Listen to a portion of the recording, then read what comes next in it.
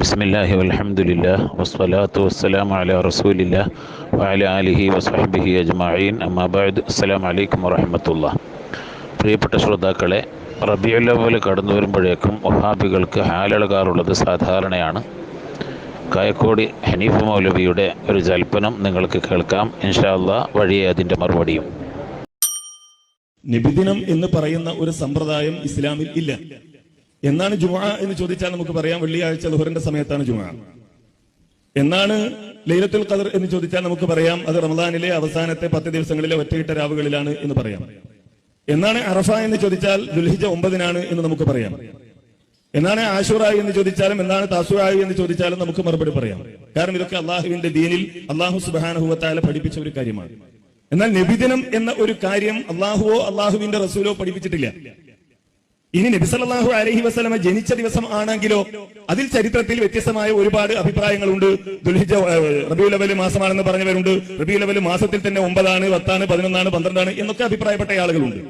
നബിദിനം എന്ന ഒരു വസ്തുതക്ക് ഇസ്ലാമിൽ പ്രത്യേകിച്ച് സ്ഥാനമൊന്നും ഇല്ലാത്തത് കൊണ്ട് തന്നെ അത് എന്നാണ് എന്നതിന് ഒരു പ്രസക്തിയും ഈ മതത്തിലില്ല. അതാണ് നമ്മൾ പറഞ്ഞത്. നബി സല്ലല്ലാഹു അലൈഹി വസല്ലമ അങ്ങനെ ഒരു ദിവസത്തിന് ഒരു പ്രാധാന്യം നൽകിയ ഒരു ആചാരം പഠിപ്പിച്ചിട്ടില്ല. വെള്ളിയാഴ്ച എന്ത് ചെയ്യണമെന്ന് നമുക്കറിയാലോ, ദുൽഹിജ്ജ 10-ന് എന്ത് ചെയ്യണമെന്ന് നമുക്കറിയാലോ, അതേപോലെ തന്നെ ലൈലത്തുൽ ഖദറിൽ എന്തൊക്കെ ചെയ്യണമെന്ന് അള്ളാഹുവും അള്ളാഹുവിന്റെ റസൂലും പഠിപ്പിച്ചിട്ടുണ്ടല്ലോ. അപ്പൊ ഈ പറഞ്ഞതുപോലെ റബീഉൽ അവ്വൽ മാസത്തിലോ റബീഉൽ അവ്വൽ 12-നോ എന്ത് ചെയ്യണം എന്ന് പഠിപ്പിച്ചിട്ടില്ല.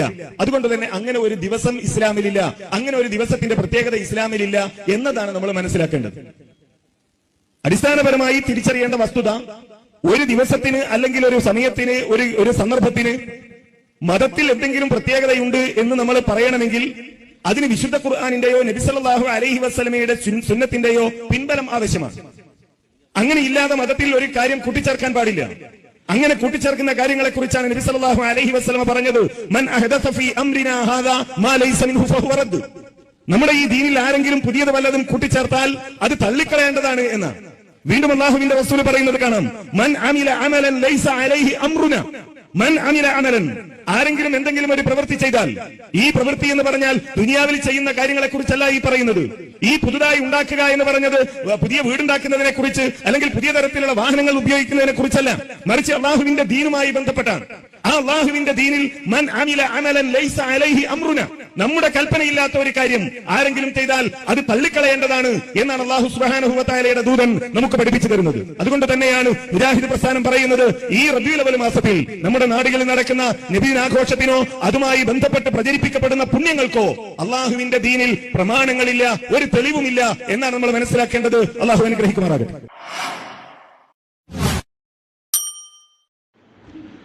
മൻ അഹ്ദസ ഫീ അംരിനാ ഹാദാ മാ ലൈസ മിൻഹു ഫഹുവ റദ്ദുൻ എന്ന ഹദീസ് വായിച്ചിട്ട് മാ ലൈസ മിൻഹു എന്നുള്ള ഖൈദിനെ ഒഴിവാക്കിയിട്ട് അർത്ഥം വെച്ചിട്ട് റസൂലുള്ളാഹിന്റെ പേരിൽ ചിലവാക്കാനാണ് ഇവർ മനസ്സിലാക്കിയത്. ദീനിൽ എന്ത് പുതുതായി ഉണ്ടാക്കിയാലും അത് തള്ളണം എന്നല്ല, മാ ലൈസ മിൻഹു എന്നുള്ളൊരു ഖൈദൈനുണ്ട്.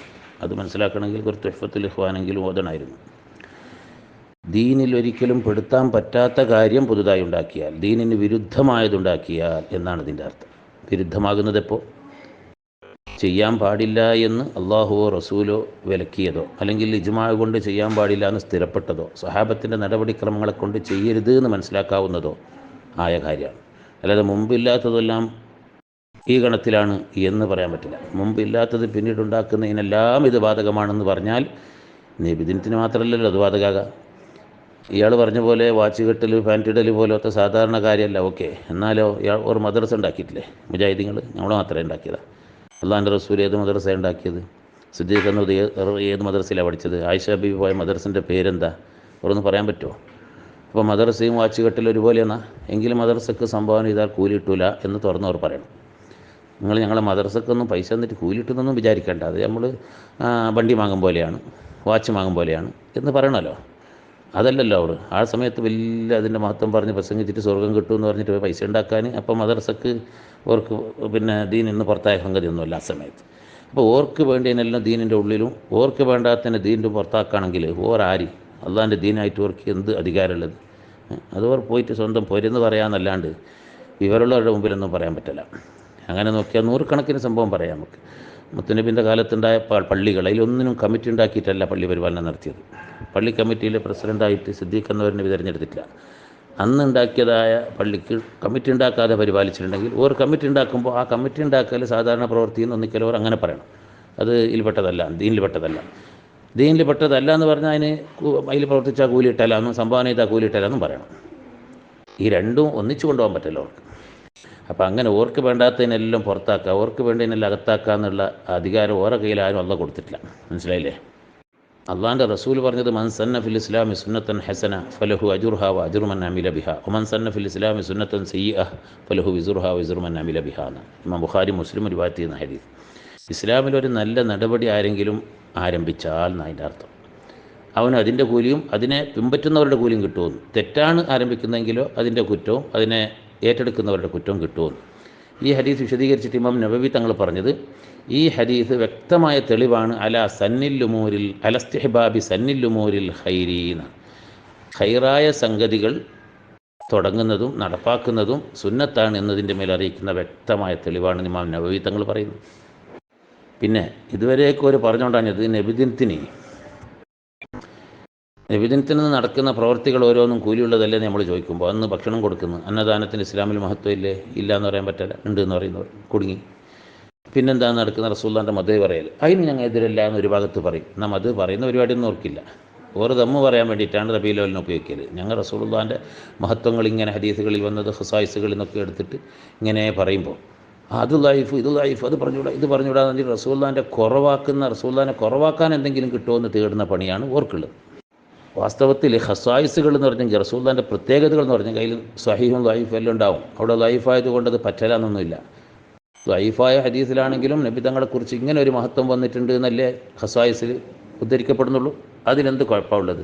അതുകൊണ്ട് തന്നെ ദിക്റുൽ ഖിലാഫി ഫി മസായിലിൽ ഖസായിസ് ഖബത്തുൻ ലാ അസറ ഫീഹി എന്ന് ഇമാം നബവി തഹ്ദീബിൽ പറഞ്ഞിട്ടുണ്ട്. ഖസായിസിൻ്റെ മസലകൾ റസൂലുള്ളാഹിൻ്റെ പ്രത്യേകതകൾ പറയുമ്പോൾ അതിൽ ഖിലാഫ് പറയാ അത് പറഞ്ഞുകൂടാ അത് ലൈഫാണ് എന്നൊക്കെ പറയുന്നത് ഒരു തരം പിരാന്താണ്, തലക്ക് വെളിവില്ലായ്മയാണ് എന്നാണ് ഇമാം നബവി തങ്ങളുടെ അഭിപ്രായം. അതുകൊണ്ട് ഒരു ഹുക്മ സുബൂത്താക്കുന്ന പ്രശ്നമൊന്നുമില്ലല്ലോ. റസൂലുള്ളാഹിക്ക് ഒരു മഹത്വം ഉണ്ടെന്നല്ലേ വരൂ. അതിലെന്താ മറ്റേ കേൾക്കുമ്പോൾ ഒരു കണ്ണുകടി, ആ കണ്ണുകടിയുള്ളവർക്കല്ലേ അത് പറയാൻ പാടില്ല എന്നുള്ള തോന്നൽ വരും. അതുകൊണ്ട് തന്നെ അതൊരു തരം പിരാന്താണ് എന്നാണ് ഇമാം നബവി തങ്ങൾ പറയുന്നത്. ഏതായാലും മദ്ഹ് പറയുന്നതിന് ഞങ്ങൾ എതിരല്ല എന്ന് കൊടുങ്ങുമ്പോൾ പറയും ഇവർ. പക്ഷെ മദ്ഹ് പറയാനൊന്നും അവർ നിൽക്കില്ല. അപ്പോൾ അവിടെയും ഒരു ഉത്തരമുട്ടും. പിന്നെ എന്ത്, അയൽവാസികളെ വിളിച്ചു കൂട്ടും മൗലിദിൻ്റെ പേരിൽ. അത് അവർക്ക് വിളിച്ചു കൂട്ടി അവരെ ബന്ധം പുലർത്തൽ തെറ്റാ? അതും തെറ്റല്ല. കുടുംബക്കാരെ വിളിച്ചു കൂട്ടും, അത് തെറ്റാ? അതും തെറ്റല്ല. അപ്പോൾ എല്ലാം തെറ്റല്ല. പിന്നെ ഏതാ തെറ്റ്? അത് ഈ ദിവസത്തിന് പ്രത്യേകത കൽപ്പിക്കലാണ്. നബി തങ്ങളുടെ ജന്മദിനം എന്ന് പറയുന്ന നാളിന് പ്രത്യേകത കൽപ്പിക്കലിൻ്റെ തെറ്റാണ് എന്നാണ് അവസാനം ഒരു ഉത്തരം മുട്ടുമ്പോൾ പറയാം. വാസ്തവത്തിൽ റസൂലുള്ളാഹിൻ്റെ ജന്മദിനം എന്ന് പറയുന്നത് നമ്മളാരുടെയും ജന്മദിനം പോലെയല്ല. മൊത്തത്തിൽ ഇസ്ലാമിൽ പൊതുവേ ജന്മദിനം പ്രോത്സാഹജനകമല്ല എന്നുള്ളത് ശരി തന്നെയാണ്. റസൂലുള്ളാഹിൻ്റെ ജന്മദിനം ആ ഗണത്തിൽപ്പെട്ടതല്ല. ജന്മദിനം എന്നുള്ള ഒരു അർത്ഥത്തിലും അല്ല അത്. മറിച്ച് റസൂലുള്ളാഹിൻ്റെ ജനനം ഉമ്മത്തിന് വലിയ നിഅമത്താണെന്നുള്ള അർത്ഥത്തിലാണ് അതിനെ ആഘോഷിക്കുക. അതാണ് ഇമാമിങ്ങൾ മനസ്സിലാക്കി തന്നത്. വിവരദോഷികൾ എന്ത് പറയുന്നു എന്നുള്ളതല്ലല്ലോ ദീന്. ഇമാമിങ്ങൾ പറയുന്നത് ആ ദീന്. അവർ മനസ്സിലാക്കിയത് അങ്ങനെയാണ്. എന്ന് മാത്രമല്ല റസൂലുള്ളാഹിൻ്റെ ജനനത്തിന് പ്രത്യേകതയുണ്ട് എന്നാണ് നബി തങ്ങൾ ഉമ്മത്തിനോട് പറഞ്ഞത്. തിങ്കളാഴ്ച ദിവസത്തിൻ്റെ നോമ്പിൻ്റെ കാരണം എന്താണെന്ന് ചോദിക്കപ്പെട്ടപ്പോൾ ആ കാരണം പറഞ്ഞത് ദാക്കയോമുൻ ഉലിത്തു ഫീഹി എന്നാണ് ഇമാം മുസ്ലിം സ്വഹീഹിൽ റിവായത്ത് ചെയ്യുന്ന ഹദീസ്. ആ ദിവസം എന്നെ പെറ്റ നാളാണ്, അതുകൊണ്ട് നോക്കണം. മുത്തുനബിയെ പ്രസവിക്കപ്പെട്ട നാൾ ഉമ്മത്തുകളെല്ലാം ആഴ്ചതോറും അതിനെ ഓർത്ത് വെച്ചിട്ട് അന്ന് അള്ളാഹ്ക്ക് ശുക്റായി നന്ദിയായിട്ട് നോമ്പെടുക്കേണ്ട നാളാണെന്ന് പറഞ്ഞെങ്കിൽ മുത്തുനബിയുടെ ജനനം ഉമ്മത്തിനെ സംബന്ധിച്ച് പ്രത്യേകതയുള്ളതാണെന്ന് മനസ്സിലായില്ലേ? അതില്ലാന്ന് പറയുന്നവർ വിവരദോഷികളല്ലാതെ വേറെന്ത് പറയാൻ അവരെക്കുറിച്ച്? ഈ ഹദീസ് വെച്ചും ഇതുപോലത്തെ പല ഹദീസുകൾ വെച്ചുകൊണ്ടും ഇമാം സുയൂത്തിയെ പോലത്തെ ഇമാമുകൾ പറയുന്നത് ആഴ്ചതോറും വരുന്ന ജനനദിനത്തിന് പോലും പ്രത്യേകതയുണ്ട് എന്ന് റസൂലുള്ളാഹി ഉമ്മത്തിനെ പഠിപ്പിച്ചെങ്കിൽ, ഉമ്മത്തിന് അത് പ്രധാനപ്പെട്ട ദിവസമാണെന്ന് പഠിപ്പിച്ചെങ്കിൽ, കൊല്ലത്തിലൊരിക്കൽ വരുന്ന ജനനദിനത്തിന് ഏതായാലും പ്രത്യേകത ഉണ്ടാവുമല്ലോ എന്ന് ഇതിൽ നിന്ന് അതിലേക്ക് ഖിയാസാക്കി ഇവർ എല്ലാ സംവാദങ്ങളിലും നായികക്ക് 40 വട്ടം പ്രമാണം പറയുന്നതാണല്ലോ ഇജ്മാ, ഖുർആൻ, ഹദീസ്, ഇജ്മാ, ഖിയാസ്. ആ ഖിയാസ് എന്നുള്ള പ്രമാണം തന്നെ ഇപ്പോൾ കൈവിട്ട. ഇവർ ഖിയാസാക്കുന്നതല്ലല്ലോ, ഇമാമിങ്ങൾ ഖിയാസാക്കിയതല്ലേ. നമുക്ക് ആ ഖിയാസിൻ്റെ കൂടെ നിൽക്കാനുള്ള അവകാശത്തെ നിഷേധിക്കാൻ ഇവർക്കാരാണ് അധികാരം കൊടുത്തത്? പിന്നെ റസൂൽ ജനിച്ച നാൾ ഇന്നതാണെന്ന് ഉറപ്പില്ല. ഉറപ്പ് വേണ്ട. ബഹുഭൂരിപക്ഷത്തിൻ്റെയും അഭിപ്രായം, ഏറ്റവും സഹിഹായ അഭിപ്രായം റബീഉൽ അവ്വൽ 12 എന്നതാണ് എന്നുള്ളത് ഇമാമികളൊക്കെ പറഞ്ഞിട്ടുണ്ട്. അൽ ബിദായയിൽ ഇബ്നു ഹജർ ഇബ്നു കസീർ തങ്ങൾ പറയും, പലരും പറയും.